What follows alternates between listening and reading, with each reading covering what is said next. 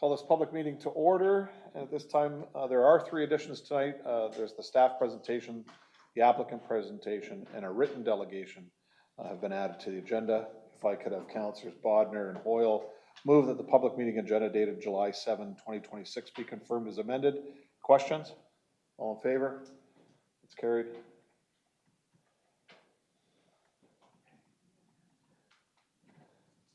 Are there any disclosures of interest this evening? Councillor Beauregard. Through your worship, I have to declare an indirect pecuniary interest as my employer is an agent for the applicant. Okay, thank you. So tonight is a statutory public meeting for report for proposed site-specific zoning bylaw amendment for 434 and 484 Barrack Road, file D140326, 2026-100. So we'll open the public meeting for the proposed site-specific zoning bylaw amendment. And I'll turn this over to staff at this time to give their presentation, and then we'll go to the applicant's presentation, and then we'll go to the public for any delegations this evening. Kelly, you're up.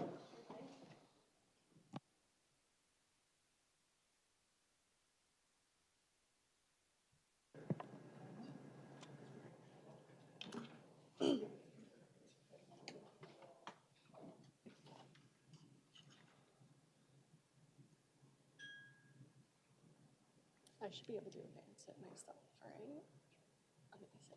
All right. Good evening, members of council and members of the public in attendance. Just want to confirm everyone can hear me? Yeah, perfect. So tonight we're here to provide information with respect to a zoning bylaw amendment application made by Nethery Planning, care of Denise Landry on behalf of Dunsire Properties, Inc. Both the agent and the owner are in attendance tonight, and as the mayor noted, we'll be able to provide a presentation following this one. As far as the application goes for the city of Port Colborne, what we have before us is an application to amend the zoning bylaw for the sites. Right now, we're calling 434 and 484 Barrack Road. The site area that's subject to the amendment is just over 4 hectares, and there is frontage established on Barrack Road. This site did go through a number of previous planning processes, specifically a consent application to sever this parcel from the Christian Life Assembly property, which was completed late last year. The existing place of worship was retained.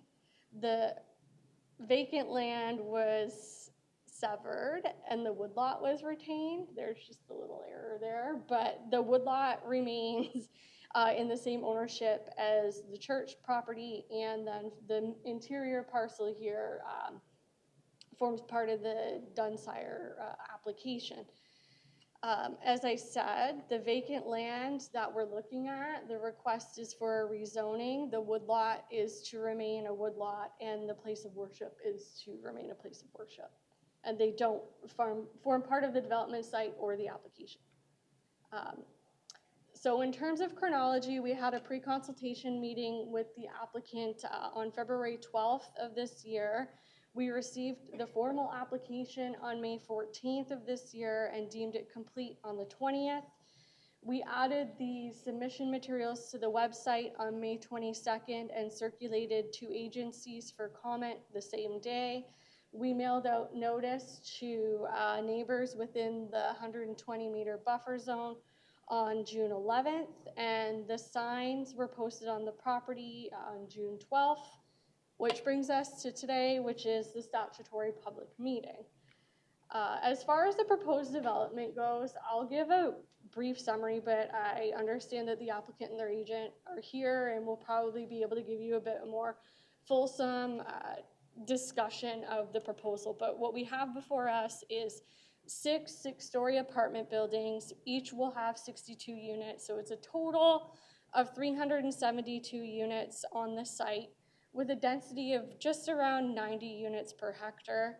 We understand there's about a 50-50 mix between one-bedroom apartments and two-bedroom apartments based on the unit mix provided to us at this time. They are proposing a 2-story parking garage, as well as an additional 590 surface parking spaces. Outdoor and indoor parking is to be provided, and there will be a 1-story commercial building on site and a stormwater management pond. In terms of the policy framework at the local level, the site is within the urban residential designation and meets the criteria for high-density residential. So what would be permitted on this site is a density of a maximum of 100 units per hectare, and our official plan does require commercial or ground-oriented residential uses on the main floor. The provisions of neighborhood commercial within a lot, block, or building having frontage on a collector or arterial road, and that requirement is 150 square meters of neighborhood commercial for every 100 units of residential development.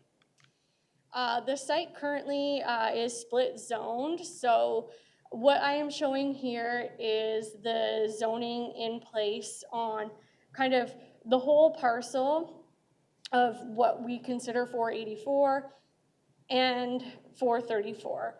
434 is kind of up there in the, I don't think this is a laser. No, okay.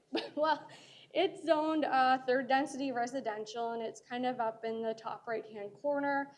And then on the interior, which is the severed portion of 484 Barrack, that is currently zoned institutional with a special provision and a holding provision. So on the R3 zoned lands currently, detached, semi-detached, duplex, triplex, and fourplex would be permitted as of right. And interior on the institutional portion, that zoning establishes the lot area and frontage for that parcel. But there is a holding symbol that would prevent development from proceeding until specific conditions are met. Under this condition, it is related to archaeology, and the institutional zone does limit it to institutional uses at this time. So an apartment use isn't permitted at present in the R3 or the institutional zones, which is why an amendment has been brought forward to allow for development. The applicant's requested amendment proposes to change the zoning from the existing institutional and third density residential to a fourth density residential zone with site-specific provisions. At this point, the request is to include commercial uses as permitted, which is to address official plan requirements for a mixed-use site, as well as increasing the permitted height from 20 meters, which the R4 zone permits as of right, to 22 meters. Next steps for us is to hear your feedback tonight, and we'll be here to answer questions. The applicant and agent are also available to answer questions. Once the meeting's over, we will send a return of comments package to the applicant, and we will continue to process the application. So no decision is made tonight. If you do want to be informed about the process as it moves forward, there's sign-in sheets at the back. So if you would like to be notified of anything moving forward, make sure that you sign in there. Likewise, if you come to the podium and speak tonight, please make sure you sign in, because that's how we know you form part of the record. Following that, we'll continue to review the proposal in accordance with the provincial planning statement, the official plan, and the zoning bylaw, and bring forward a recommendation on the proposal at a future meeting of council. So again, if you would like to provide comments, you're able to do so tonight, or provide written comments to myself or the clerk following the meeting. That is also an option available to you. But from my perspective, that ends our portion, and I'll hand it over to the applicant and their agent. Well, just 1 second, Kelly. Oh, sure. If there's questions to you from council at this time? Do we, oh, sure. We can do it now. Councillor Bruno? Thank you, Worship. Through to our planner. So I'm trying to understand that to date, there's been activity around this site through the planning department. We're now here at the public meeting. But with respect to the original Port Colborne official plan, I'm not sure how long ago, 20 years? 2014. So that plan allowed this type of density, and that's the reason why the developer doesn't need an official plan amendment? Through the mayor to the councillor, yes. So our official plan right now designates the site as residential. And within the official plan, the residential categories of low, medium, and high are based on road classification. So Barrack Road is identified as a collector road, which makes it eligible for a high-density residential use.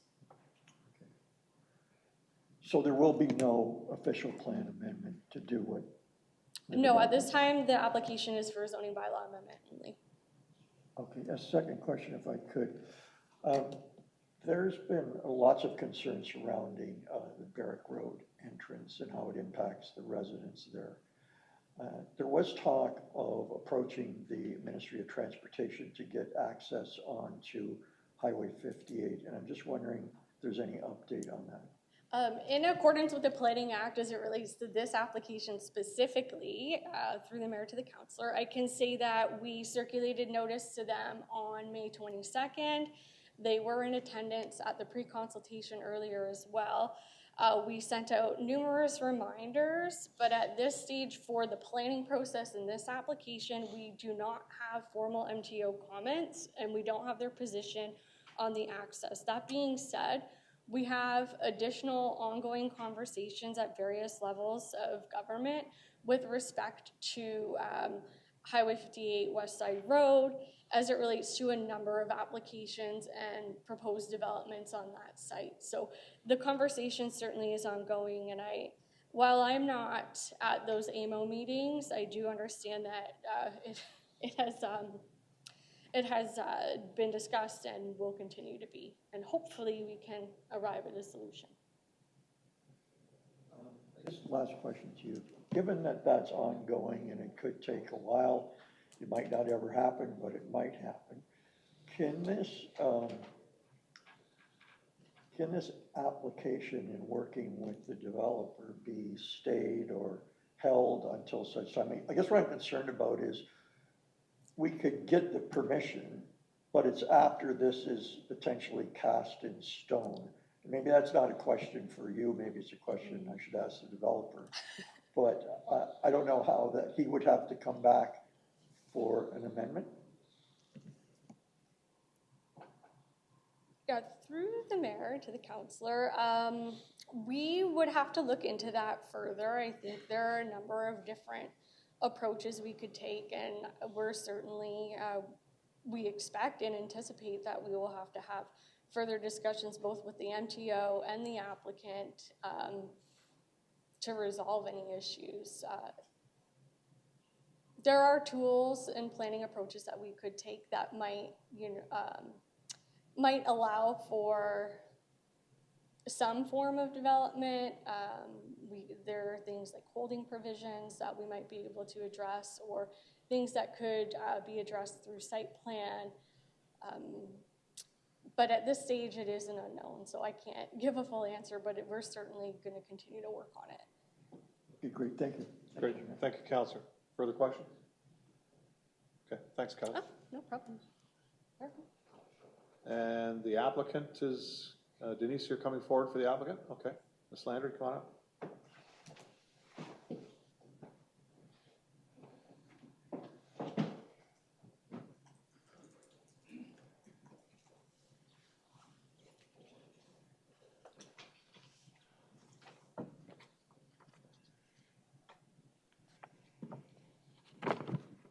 Let's test this with this one.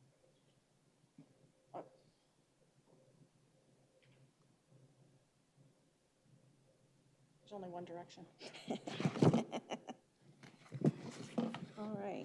Thank you, Mr. Mayor and members of council, staff and members of the public for the opportunity to present this evening. My name is Denise Landry, and I am a principal planner with Nethery Planning, and I'm here this evening as the planning consultant and agent for Dunsire Properties. With me is Sean Keeper, the owner of Dunsire Properties.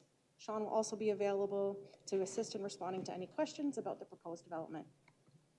I'm going to keep my presentation brief.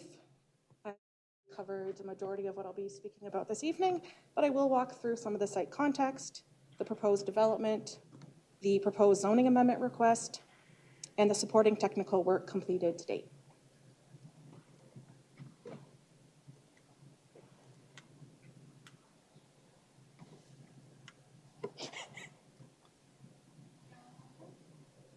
If you want to try to click. I'll try one more.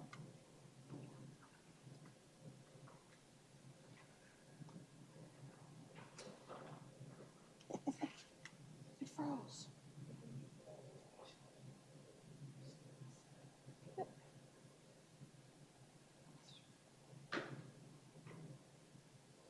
No, I tried.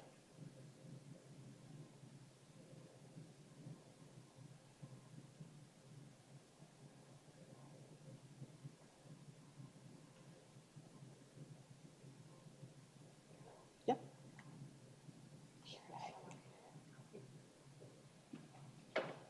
Is it working for you? Okay,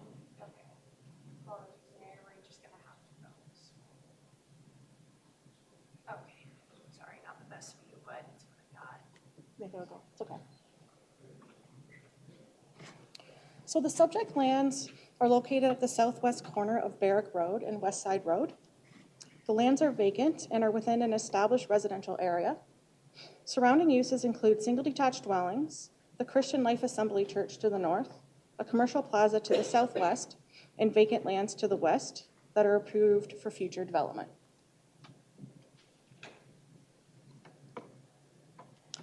Just to go over a little bit of the project history, Kelly did a fantastic job, but I'll just highlight on a few points. The original church lands included the vacant land parcel and the woodlot to the south. Through the previous severance process, the vacant parcel was separated. The church retained ownership of the woodlot. So the application before council applies only to the vacant severed parcel, as you will see outlined in red. The woodlot is not part of the zoning bylaw application and will remain protected.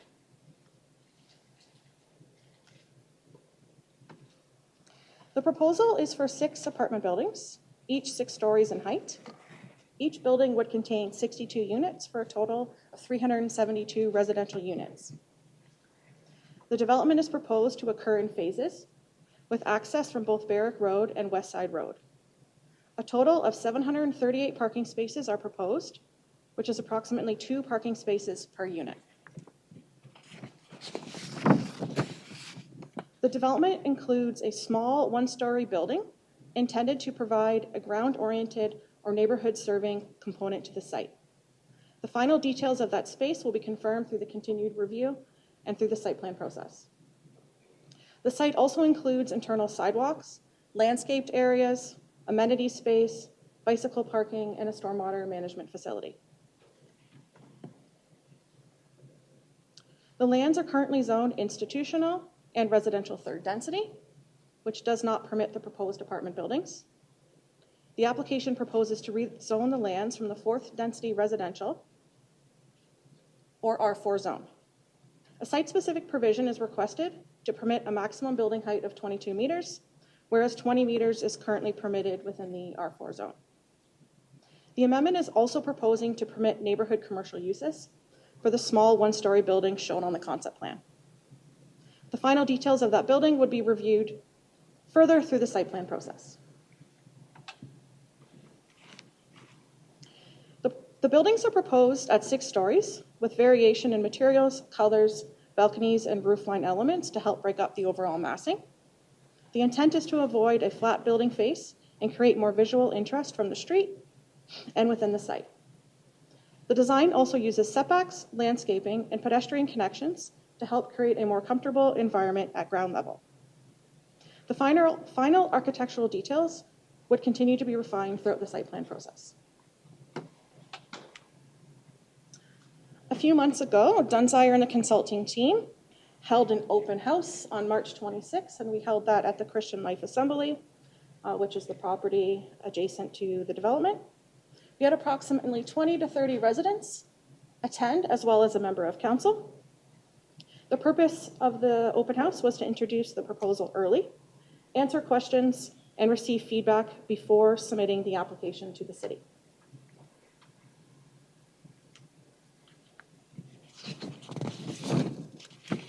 From a planning perspective, the lands are within the urban area and built-up areas. The city official plan designates the lands urban residential, which permits a range of residential uses, including apartment buildings, subject to the applicable policies. The proposal supports provincial, regional, and local planning objectives for intensification within serviced urban areas. The site is also located near existing residential, commercial, community, and transportation infrastructure. And to summarize, the application would permit a residential development on a vacant parcel within the city's built-up area. The proposal provides 372 new rental units, makes efficient use of existing urban land, and is supported by the planning and technical studies submitted with the application. We appreciate the opportunity to be here this evening, present our proposal, and hear feedback from council and the public. Dunsire and consulting team will continue working with city staff through the review process. And of course, Sean and I would be happy to address any questions you have this evening. Thank you. Great, thanks, Ms. Landry.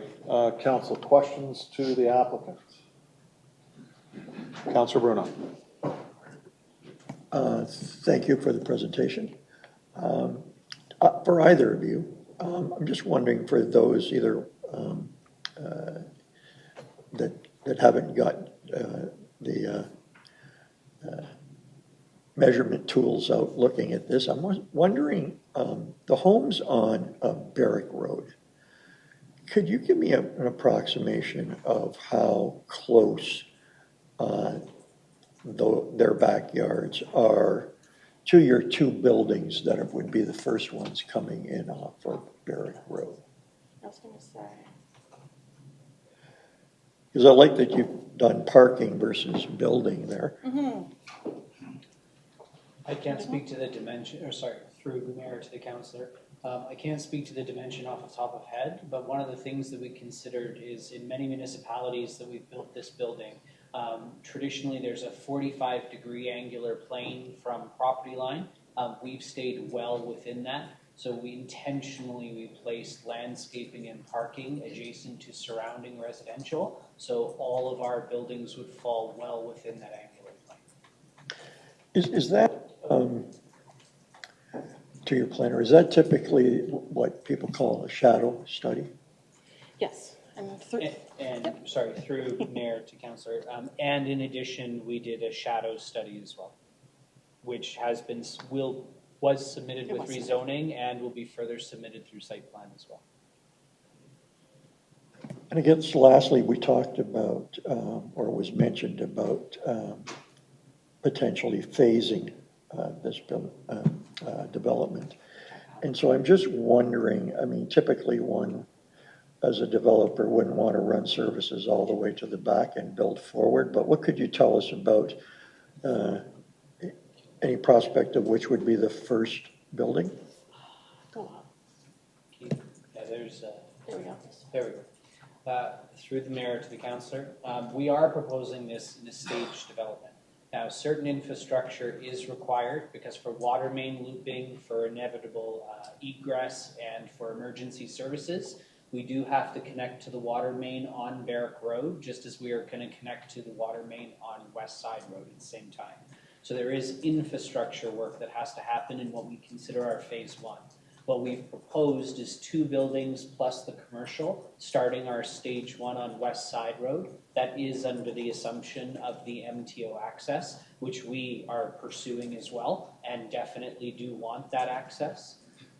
Then we have proposed stage 2 or phase 2 is our parking structure. Phase 3 is going to the 2 buildings farthest to the north. And our final phase 4 is meant to be the southeast corner. Now that also meets with regards to our servicing plan and how it's looping. Part of this in terms of our phasing is there's a desire for absorption with regards to the rental as well. We don't feel that the community could absorb 372 units all at once, so which is why we've decided on 2 buildings at a time. Okay. Thank you, Councillor. Further questions? Councillor Acklin. So with the phasing, it's been a while.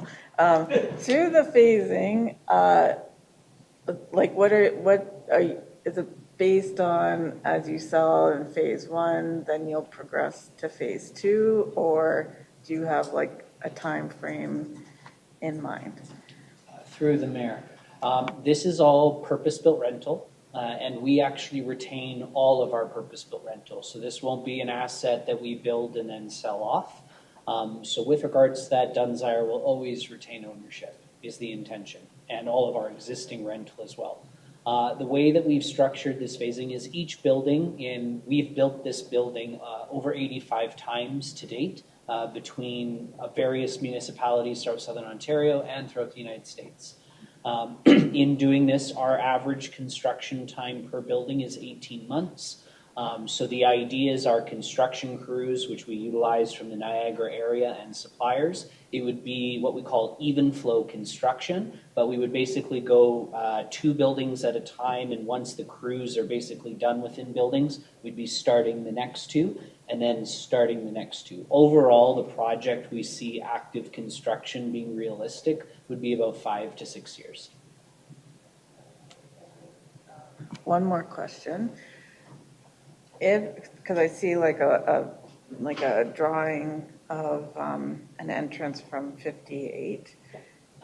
If that doesn't go through, and your commercial building is right at that point there, if the intention is like they'll have to come through Barrack Road and drive through the whole subdivision to get to that commercial spot? Oh, sorry, through the mayor.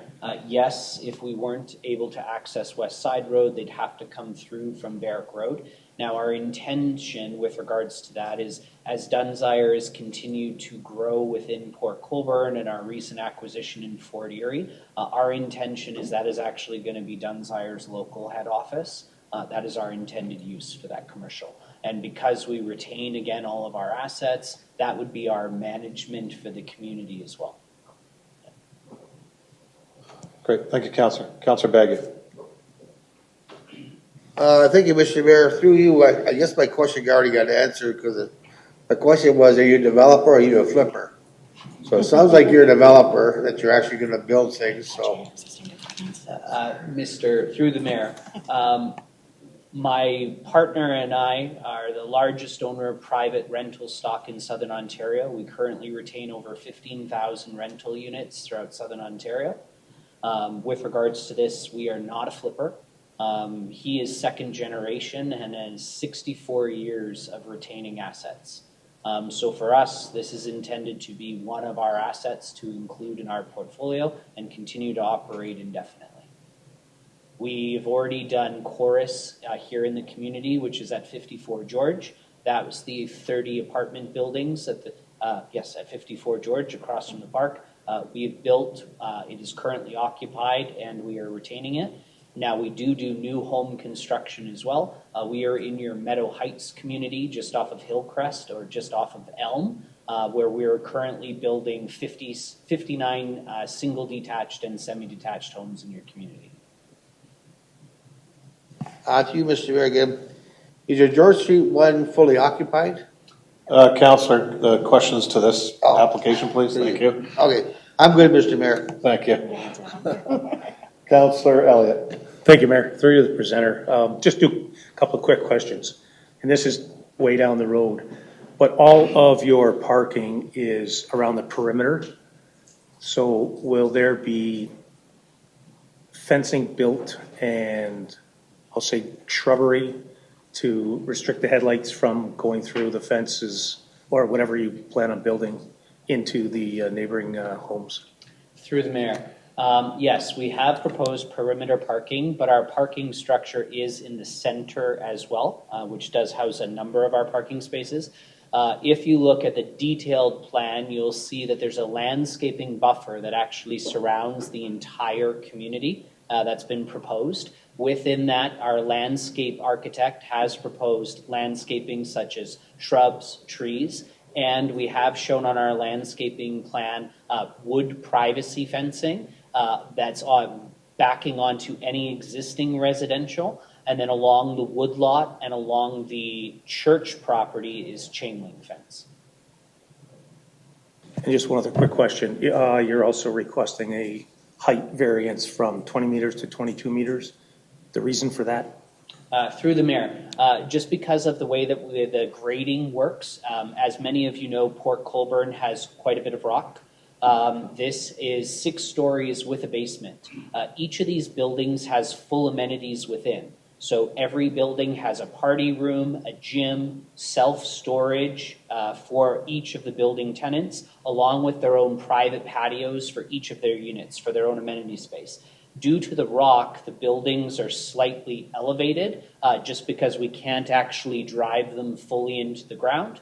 Now, we won't see stairs. We don't like stairs. So we've actually graded through the parking to do gradual slopes up to the building. But just by the height definition, we needed to be safe because at the top of the building, even though there's a parapet, so you can't actually see it, there's a mechanical room which houses our HVAC and our boiler system for the common spaces in the residence. So we were just being safe, knowing that through building permit process and site plan, some of the buildings may vary slightly due to the existing rock.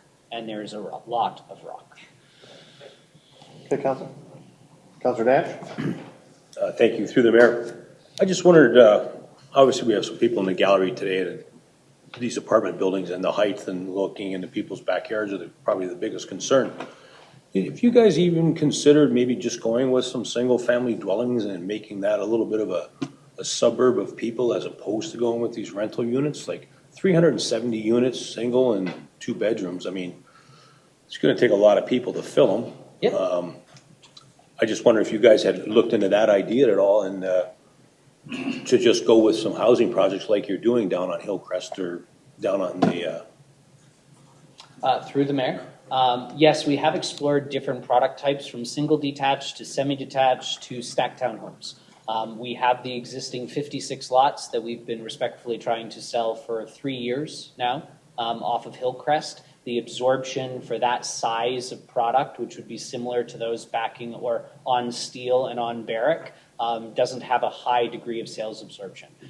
When it comes to rental, again, this is a particular product. We've actually built it specifically 85 times. We have 23 of these towers planned between Port Colborne and Fort Erie in the coming years. We do feel that there is a stronger rental market than purchase currently, which is why we've proposed this product.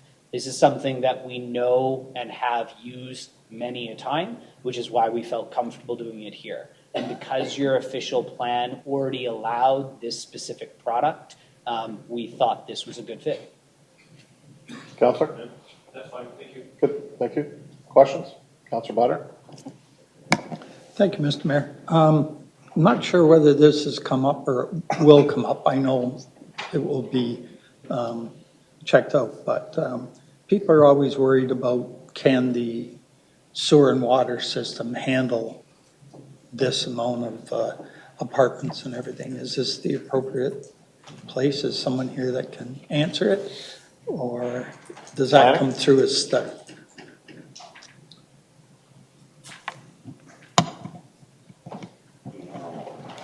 Through the mayor to the chair, we do have some preliminary comments from the region, and the region has some concerns about sewer capacity. We continue to work on our infill and infiltration to free up capacity in the pumping station.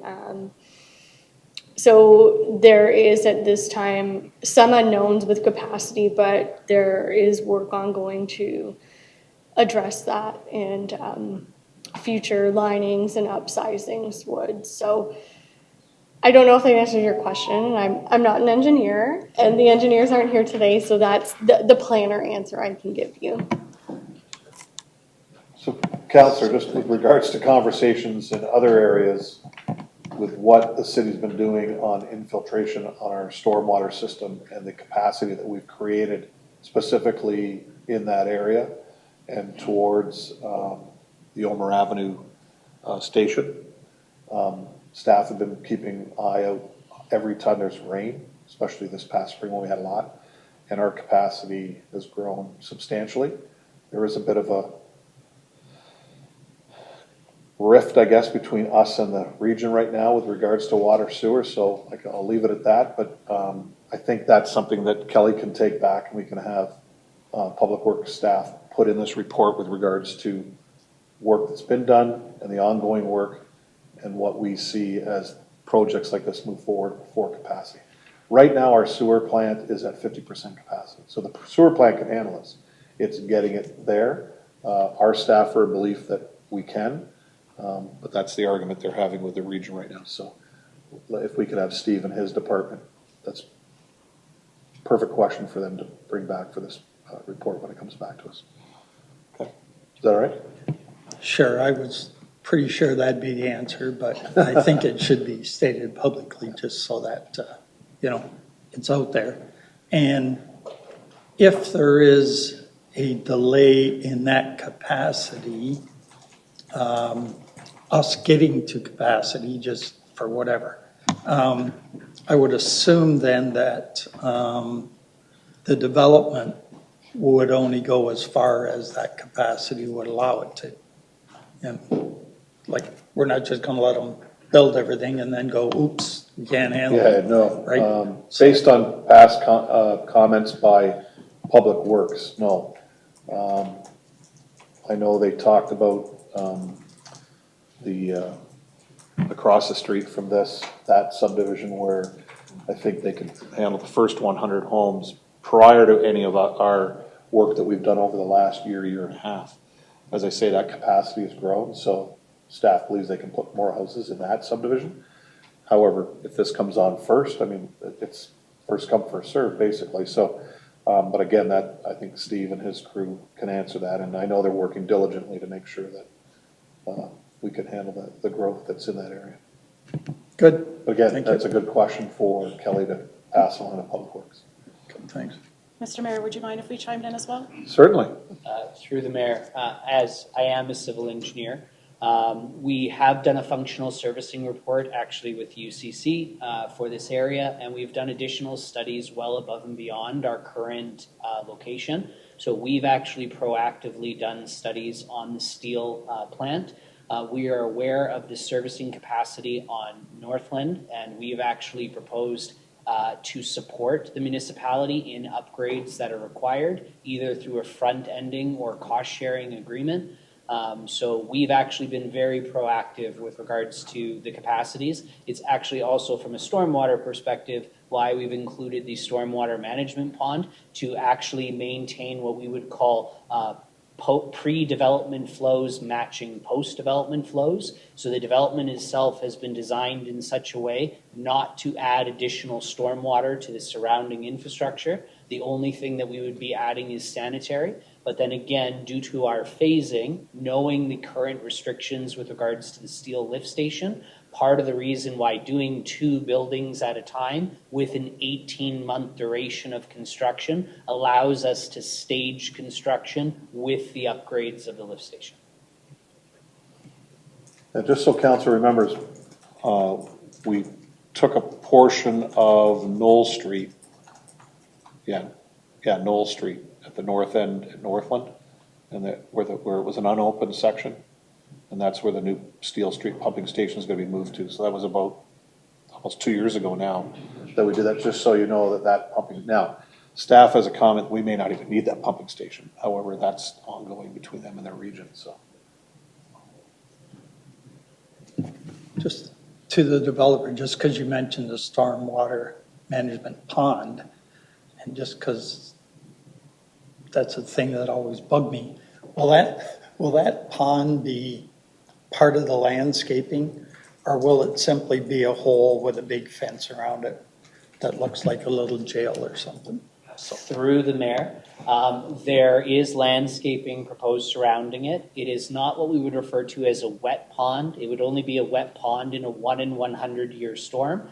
So it has been highly vegetated to make it appear part of the woodlot and surrounding. Now, from a design standards, we are required to put chain link fence around it. That is a requirement.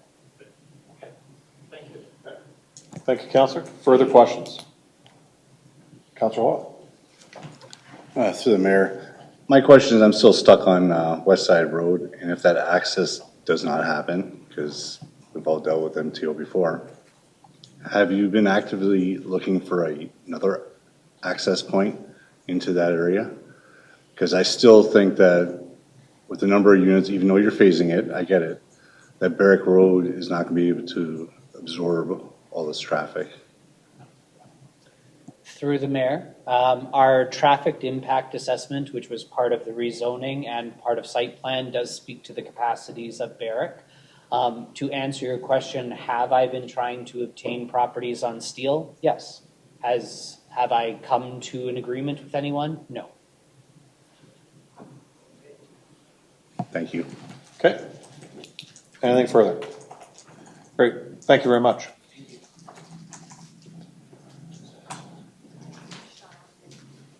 Okay, so the only delegation that registered, now I'll ask for people to come up in a minute, was Katie Posta-Jalone.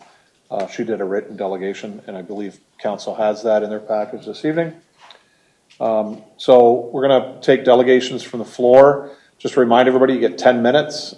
Stick to the subject. That's what we ask you. And then basically what staff is here to do is take that information that you bring to us with regards to the report that comes back to council. So is there anybody that has any comments this evening? Yeah. Nope. Yeah, so you're going to come up, Louis, and press the red button. You can do that after. And we just ask you just to state your name and address, please.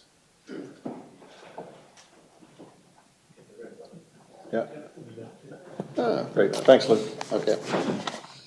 Mr. Mayor, councilors, my name is Louis Serlo. I live at 446 Barrack Road. I've been there me and my wife and my kids were there for 37 years with nothing behind us but an open field. It was very nice. Pleasant, got to see deer and all kinds of little animals. Now we're not going to see nothing but brick and mortar. So now a developer who doesn't live in this town or anything wants to develop a six-story building. It's going to be an eyesore coming into Port Colborne, if you ask me, and I could probably ask anybody else coming into Port Colborne. It's going to be an eyesore. It's just going to be like St. Catharines, where you're coming into concrete. And that's not what this town is made about. This is a harbor town. So Port Colborne, as of today, has properties to be developed behind my property. West Side Road on Highway 58 has two developments there between Elm Street and Elm Street and Steel Street to Elmville Crescent.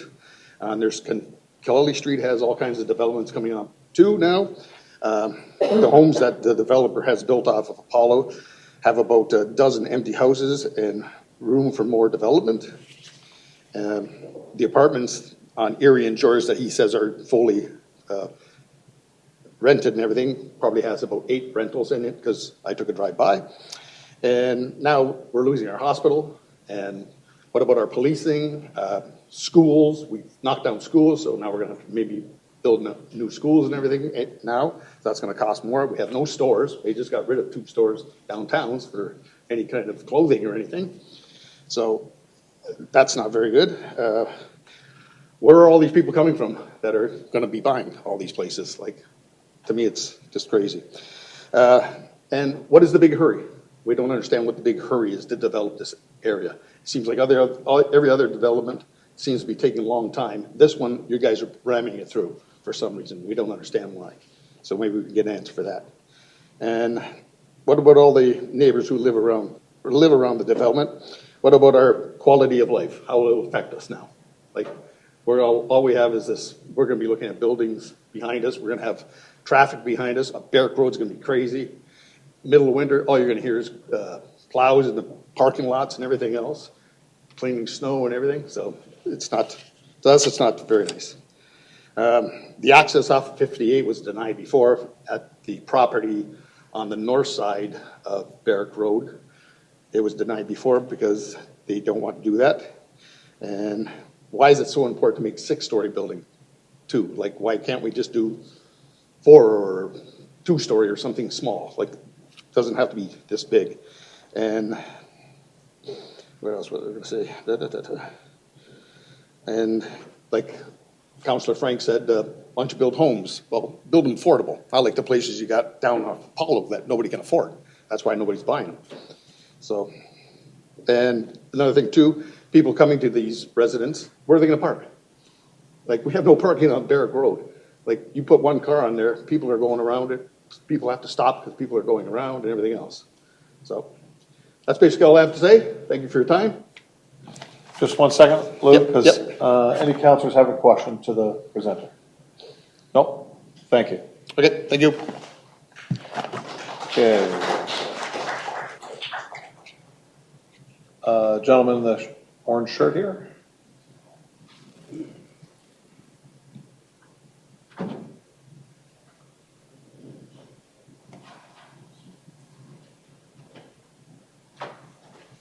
To say thank you for listening to me.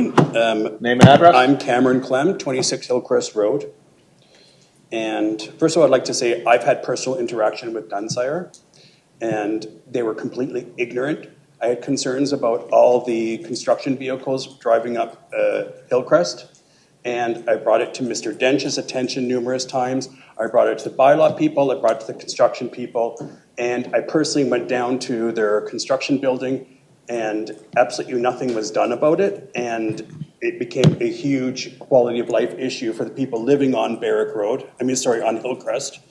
And I went down and spoke to the people in the construction building numerous times. I actually stopped the construction vehicles and asked them if they had been directed not to come down Hillcrest with their construction vehicles, and they said they knew nothing about it. So I don't think that Dunsire is a good corporate citizen. Port Colborne's a small town, and they're based out of Hamilton and Burlington. We don't want to be Hamilton and Burlington. We want to be a small town. This type of development is basically paving us, just turning us all into a giant Mississauga all the way down to Fort Erie. You say you're developing in Fort Erie as well. And that's not what we want. We live here because we want a small town. 600 people driving on Barrack Road is a nightmare. I live in behind that. It's already a problem coming up from that subdivision onto Barrack Road. Plus the people who live in Hawthorne Heights, they have problems getting onto Barrack Road because you have so many people cutting through. If you're going to have 600 people that live in this development driving down Barrack Road, the quality of life is going to go downhill, not only for the people on Barrack Road, but the people in behind. Road noise, already there's an issue with road noise at my mother's house. Her backyard, we hear those cars barreling down the road. That's going to be 600 more vehicles that are going to be driving down Barrack Road that we don't want. It's unbelievable they're actually considering this. I don't understand this. And don't talk about the fallacy that there's a housing shortage. There's not a housing shortage. Your development in behind on Hillcrest, there's a whole bunch of empty units. There is an affordable housing shortage, but there is not a housing shortage. And there's apartments for rent everywhere in Port Colborne. If you go to all the apartment buildings, there are apartments for rent now. So we do not need more apartments in Port Colborne. And the citizens of Port Colborne will actually see their property values increase if they stop development because it makes your house more desirable. So I don't understand that you were even thinking about doing this, that this proposal is absolutely totally ludicrous. And I would like to ask council, what do I need to do to stop this? If I start a petition and have everybody in the entire area sign the petition and say they don't want this development to proceed, as well as the other people in Port Colborne that want to keep us small town. Bigger is not better. making this city bigger is not making this city better. You already have services being stressed by the number of people who actually live here. 600 more apartments, plus all the other development that's happening, and the density of this development is just not compatible with the lifestyle of people who live in Port Colborne. And your decision, the decision you're making, is supposed to be based on what is in the best interest of the people of Port Colborne, not on a developer's interest. It's supposed to be based on how is this going to benefit the people of Port Colborne, the people who live here now, not the people that are supposedly coming. You're supposed to be basing your decision on, is this development in the best interest in the people of Port Colborne? Will my property taxes go down? No. Will my water bill go down? No. So you'll have more people using my services, making the streets busier, and totally having an impact on the people that live directly in the area, a negative impact on them. And I feel, and I believe you should too, that this development is not benefiting the people of Port Colborne. Your decision, your choices, and your thoughts should all be based on the people that live here, not on developers that are coming in, not on potential people coming into the city. We live here, we elect you, you should be making decisions that benefit us, not people from outside Port Colborne. I'm done. Thank you. No clapping, cheering, that's our rule of decorum, so I'd ask you to stop that. You said, any questions to the presenter? Okay. Yeah, come on up.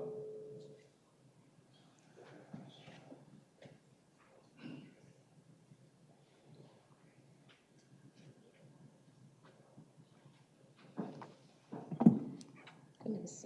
So I know this cabinet's open. Okay. Okay, I feel a little weird now. Thank you everyone for meeting today. Hello, councilors and mayor. Very honored to be here.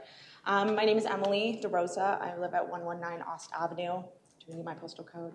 No, thank you. Don't ask me. I do not have that memorized yet. I only moved here 3 years ago. I lived in Dunville before then. Me and my partner moved here, and we bought our house on Ost. It's very lovely because we wanted to enjoy small town features in a small town community. We both grew up in small towns. We really wanted to stay in that community, supporting those values in a place where I can raise a future family and still have my concerns listened to and not overrun. My family came from Burlington. They left because it just got too expensive and too big. It's not something that I want to see happen to my town. The beautiful historic town and the strong conservation society in this city grow our attraction day by day, and we knew we wanted to live here. While I do not object that change is important for a city such as ours, the number of housing development properties increasingly growing in and around the already limited space of Port Colborne has made me think twice about what kind of city I'm currently living in. With the number of current available houses in Port Colborne being for sale reaching almost 500, with the median price being between $300,000 and $400,000, the issue of housing available is not the issue, but rather the housing costs. With the median household income of Port Colborne, according to Stats Canada 2025, being around $70,000 pre-tax, the annual single-family renter's income being below $50,000, all requesting government assistance for things like food, groceries, and renter costs. This falls to be a systematic issue rather than one being solved by building more houses. It feels as if recently we're all taking ideas out of other government officials, which I will not name, out of their rule book and coming up with solutions as only one more lane to solve the traffic issue on the 406. We're following the issue of one more condo will solve the housing issue. All I can say is that the future for us, the more strain that we're already going to see on the already fragile system we're working with, not including the 5 power outages that has already affected my house personally in this past year alone, okay, it's not going to be solved by building more houses on it. We're just going to see more public disengagement with more of the wilting feeling of community. My specific quarrel with this housing complex that is presented today is the lack of consideration in their proposal, how this will affect traffic, schooling, jobs, and other socioeconomic factors of seeing an increase of a population of over 500 people. I understand it's in a gradual fashion, doesn't change the fact in 5 years from now, 700 people plus, not including the other developments that will be completed around that time, will also see that population jump. Along with the presentation given by Ms. Laundrie, she failed to mention the feedback booth included in the majority of this the housing open house that they had. The majority of complaints, concerns, and kind of colorful language post-its were posted on that board at that time. I remember seeing several of them writing, "Please, no slums in Port Colborne." While I don't agree with such colorful language, the point was gotten across well.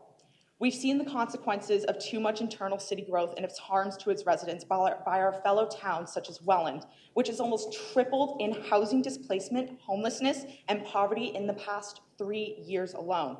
Despite the city being granted nearly $2.5 million in its Building Faster Fund and having built and completed 500 houses and 300 rentals, most of which stay vacant at this time. I fear the so-called growth of Port Colborne shouldn't be traded on the backs of those who love this city and want to continue to support a city who supports them. I thank you all for your time and consideration. I hope my generation's voice is heard, and I hope to keep living in this beautiful small town. Thank you. Questions to the presenter? Thank you so much for your time. Thank you. Enjoy the opportunity.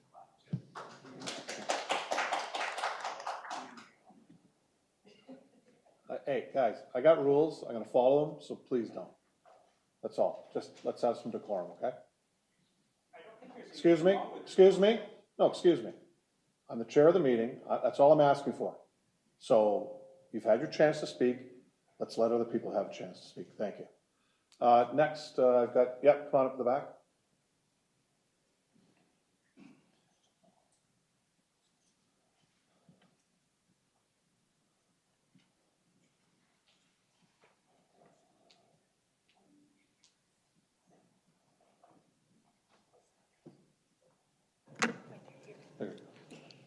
Thank you, Mayor Steele and members of council, and thank you, Councillor Bodner, for asking the question I'm going to address, and that is the servicing issue. So I'm Ron Reines. I live at 29 Bartok Crescent. I'm here on behalf of myself and the Bartok area residents, which is more than a mile away from where this development is. But I'm objecting on the basis of the planning justification report, the functional servicing report, and the staff report being silent on the sanitary wastewater capacity at the Omer Avenue Sanitary Pumping Station. So this development is serviced by that pumping station, and as council is well aware, the capacity at the Omer pumping station is inadequate during storm events, resulting in multiple occurrences of basement flooding for the residents of Bartok Crescent. So the reports reference the Steel Street pumping station and that it needs to be upgraded, and that's true. However, it's silent on Omer Avenue. Every gallon of sewage from the Steel Street pumping station ends up at Omer Avenue because the pumping stations are in series. They don't go directly to the sewage treatment plants.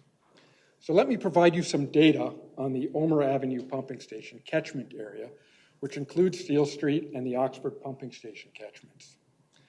So right now, the total current population within the Omer catchment area is 2,654 people, with almost 1,000 residential units. So this development, plus others that council has recently improved within the catchment area, so that's Northland, Stonebridge, Rosedale, and others, will add a cumulative 1,462 units, an increase of 150% in the terms of numbers of units going into the Omer pumping station. And the population, at a ratio of 2.1 persons per household, will increase by 3,070 people to 5,724 people going into Omer, and that's an increase of 116%. So why is that important? Well, the region's 2021 wastewater master plan and the Omer Avenue pumping station states that it has future deficiencies under design allowances and 5-year storm events, and they projected a year 2051, so 25 years from now, a population of 3,629 people. That's only 63% of what the population that the new developments that you're already approved or about to approve will be. The Omer Avenue pumping station was slated to be upgraded in 2032 under those much more modest population projections. So that's a big deal for us. If you're going to double, more than double the population, and have 150% increase in the number of units, that's an issue. So how is it possible to ignore the Omer pumping station in all those reports under these circumstances, especially when Bartok area residents have been dealing with basement flooding emanating from that pumping station for 37 years? And in advance of every significant rainfall, even now, the city pre-positions a massive pump to pump sewage from the sanitary sewer into the storm sewer in the event of an Omer surcharge. But I do have to say, we are appreciative of the efforts that council and staff, that they have finally begun to address the long-standing problems of infiltration and extraneous flows into the sanitary system. And you alluded to that, Mayor Steele, and we appreciate that. Long, long overdue, should have been done decades ago. So we understand that progress is being made.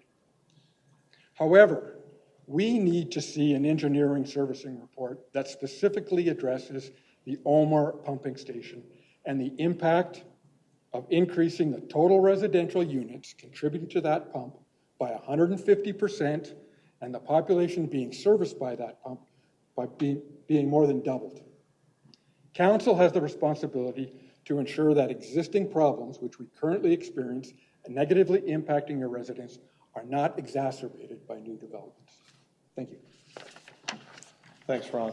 And we know what you've been living through there.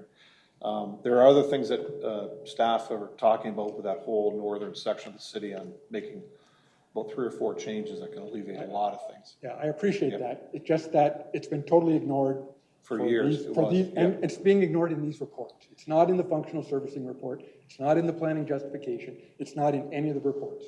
It needs to be addressed. I want to see a servicing report for Omer pumping station. So Kelly's taken those remarks, and I think Councillor Bodner's questions were moving it forward, and we were asking to make sure that Public Works and Steve and his team have that so that they can bring back those specific comments. Thank you. Good. Any questions to Mr. Reines? Thanks, Ron. Anyone further? Yep, come on up.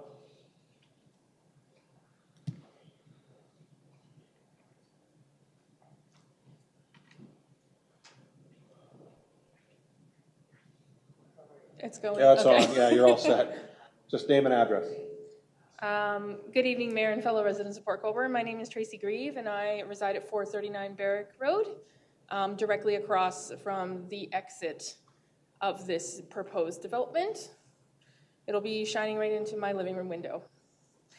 I am here tonight because I am strongly opposed to this proposed 6-story, 6-building apartment development at Barrack and Westside Road.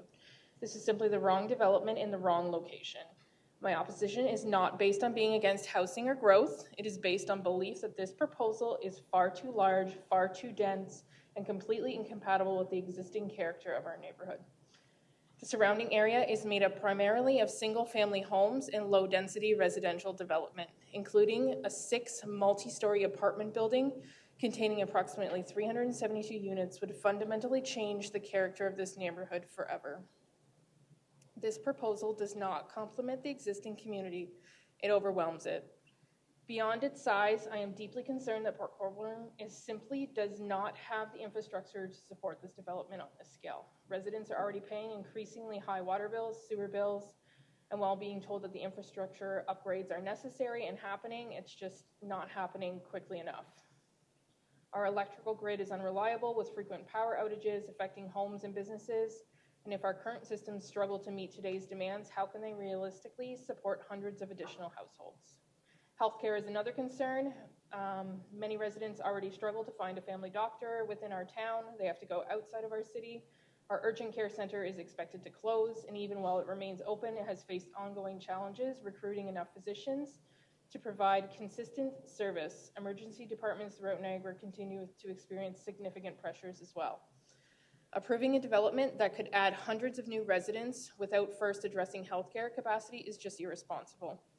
Traffic is another issue that cannot be ignored. Barrack Road and Highway 58 already experience congestion, and this proposal would significantly increase the number of daily vehicle trips.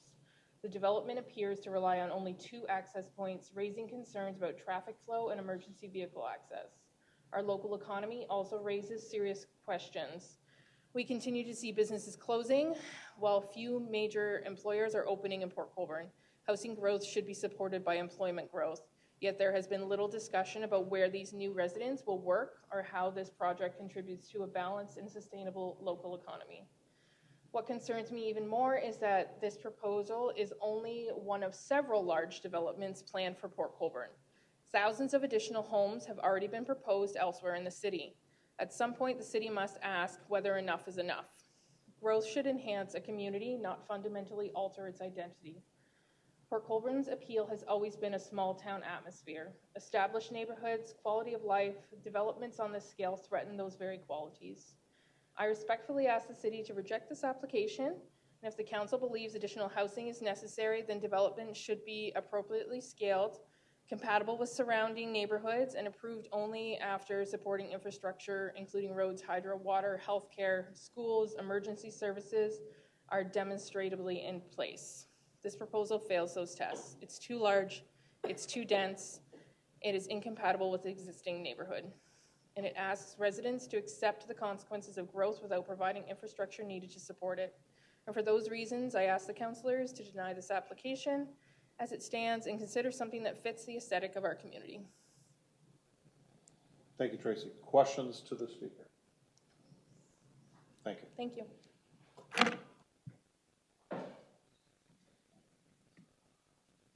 Anyone further? Great, thank you. Oh, sorry. Yep, come on up.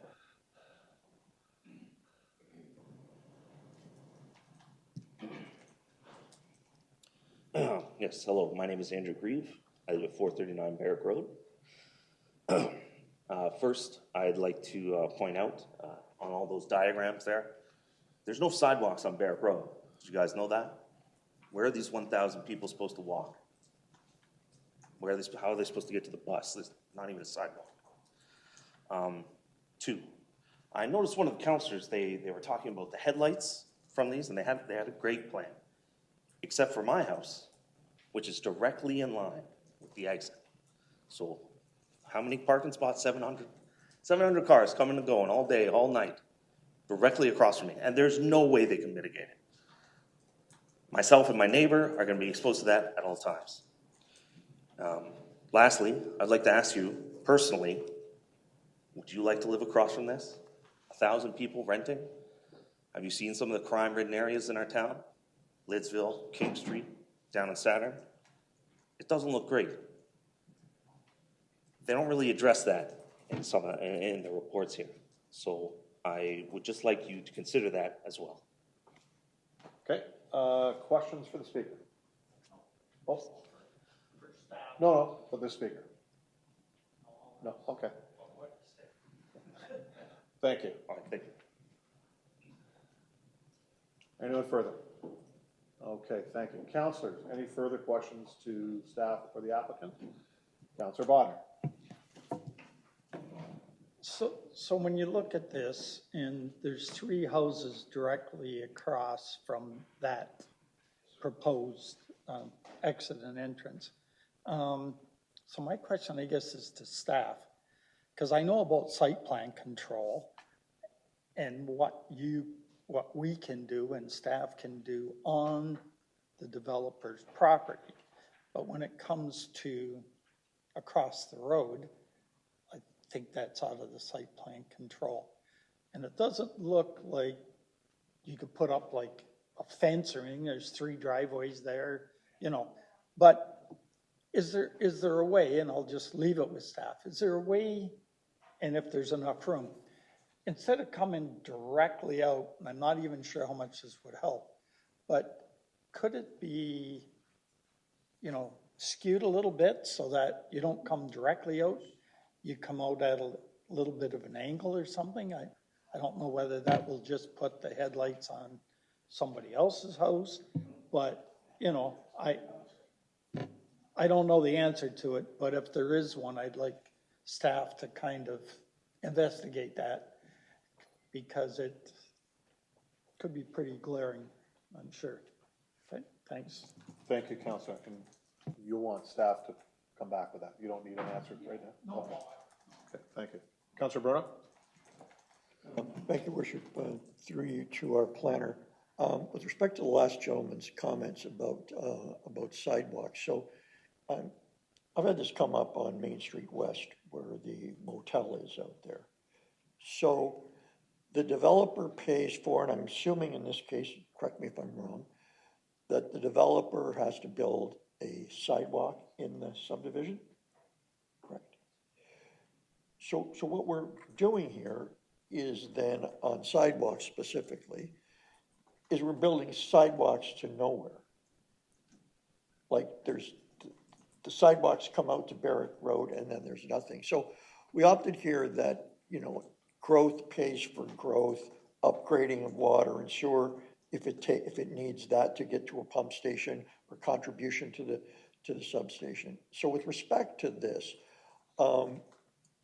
issues involving traffic and sidewalks that impact ultimately Barrack Road or to get to the park in Hawthorne Heights, is the developer charged with paying specifically to sidewalks, or if there's road upgrades or signage or any of that stuff, turning lanes, is he responsible for that because he cumulatively adds the load to Barrack Road? Will that be in an agreement, or is that something that we're obligated to pay and we take it out of development charges? So just trying to figure, because it's pretty clear that in water and wastewater, if they're undercapacitated and they propose and the system can't handle it, they have to contribute towards that upgrade. Is that the same for something like this? Kelly? Through the mayor to the councillor, that's something I think we'll have to take for discussion with our director of public works as well, and try and understand what they have on their books and how it relates to other phasing and timing. So let me take a note of that as well, in addition to Councillor Bonner's question, and I suspect that we will be scheduling some time with the director of public works to get these questions answered and resolved before we come back to you. Thank you. Nobody's asked this question, but there's been a number of residents asked about our ability to deny or not approve or ask for conditions. So I've seen these over the past 4 years, 7,800, of which 4,000 are ready to build homes. I know that we've objected to 3 of the developments, and we've collectively with the residents lost each time at the OLT with some minor concessions, fencing, things like that. So my concern is that if the planning department approves this, just for the residents' understanding, the council can not approve it. And then the process is the developer can appeal it to the Ontario Land Tribunal. And I just want this on the record so the public that's here at least gets to hear that. They can check it on their own accord. And so then the obligation is a council going against the planning staff report, if all of that hypothetically happens. And we are charged with defending that decision at the OLT. I want to park that for a second because Mr. Reines has brought up some good points that I think he and others have actually gone to God bless him, to the OLT themselves. And these issues about not enough servicing, it's my understanding that the region comments not enough room in the plant, not enough room in the pump station. So, Mr. Developer, you've got your approval on a piece of paper, but you can't build anything until these things are satisfied. And so my concern for both the public's understanding and here in this chamber with our responsibility is that involves then a process whereby it's either approved with holding provisions, it's not approved, we're potentially off to the OLT, and I don't know if staff at that point ever advises on, and I'm not sure that they do because they don't have a crystal ball, what will happen at the OLT. But there is a real cost to taxpayers. And we've certainly not been shy about paying that 3 times for law firms to go to the OLT, and that was a result. That doesn't prejudice this case. I'm just putting context to all this, and that's what we're facing.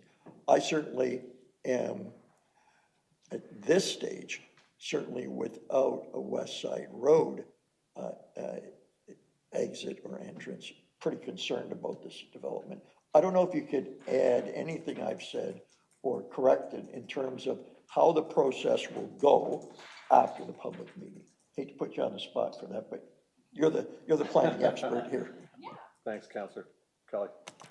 Through the mayor, I think I'll answer your procedural questions first. So you are correct. We have, in accordance with the Planning Act, an opportunity to review the application, and we can make a decision. We can make a decision to approve.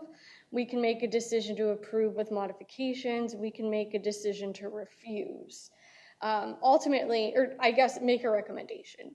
Council's the decision maker. I personally here, not the one that makes the decision. I just make the recommendation. So I suppose in a situation where a recommendation to approve or a recommendation to approve with modifications, if council refused those against staff's advice, then they would, there is an appeal risk, and at that point you would need to seek outside counsel and outside planning expertise and other experts as required for the OLT process should the applicant appeal. If the staff recommendation were to refuse, and if council were to support that staff recommendation, then the applicant would have an opportunity to appeal, and at that point it would be city staff defending the decision at the board to refuse. So there are, I think, a number of different paths and processes as it relates to OLT approvals, but our preference is to work with the community and work with applicants to avoid appeals and bring forward what we would be able to recommend as a win-win-win for everybody, because ultimately the OLT proceedings, as you've identified, are costly. They take a lot of time, and ideally what you would work through is something that you could negotiate and strike a balance on. I don't know if that answers all your questions or if you had other ones, but yes. Thank you. Okay, all set, Councillor? Any further questions to staff? Councillor Hoyle. This is the mayor to Kelly. When this comes back, can we get some more additional comments? Because I heard about our emergency services, what they can and can't handle, so maybe the chief can make a comment. And reach out to the school boards. I know Oakwood is going to get a really big upgrade. Like it's going to get a lot bigger. So just find out some things from the school boards too. Thanks. Through the mayor to the councillor, I can say we did get comments from the school board this afternoon. So the DSBN's comments are included in the comment matrix that we will be sending out to the applicant, as well as fire. So we did get those comments. They just came in after the report was published, and those comments will go out in the matrix, and certainly anything that's in the return of comments package, the applicant will have an opportunity to address, and we do anticipate there will need to be a resubmission at this point. Okay, well said. Anything further? No? Okay, you're all set, Kelly? Yeah. Okay. So this time I'm going to have Councillors Elliott and Aquilina move the Planning and Development Report 2026-100 be received for information. The council directs staff to consider council, agency, and community feedback received as part of the statutory public meeting prior to bringing forward a subsequent staff report respecting the proposed zoning bylaw amendment. Questions? All in favor? Opposed? That's carried. So just to remind everybody, at the back table there is a sign-in sheet to get information, so if you haven't already, Louis, you can sign that. at the back. It's on the back table to the left there. So I'd like to thank everyone that came this evening for this. As I said, there is a report coming back to council once everything is collected by planning staff and as many of those questions that can be answered. We have one bylaw this evening. If I could have councillors Bruno and Hoyle move that bylaw 74766026 be passed and enacted as presented. Questions?